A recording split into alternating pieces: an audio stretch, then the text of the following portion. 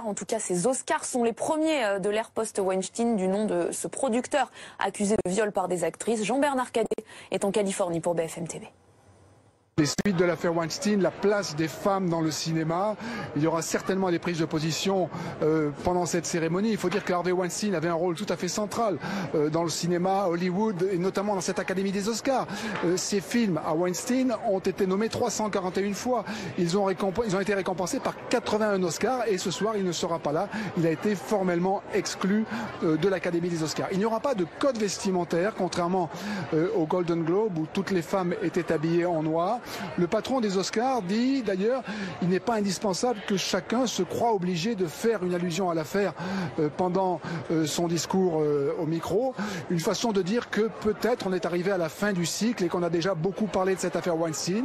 Et peut-être d'ailleurs qu'on aura des surprises. Peut-être qu'on parlera du débat sur les armes. Peut-être qu'on parlera du salaire des femmes, la différence de salaire entre les hommes et les femmes. Il y a toujours des surprises aux Oscars.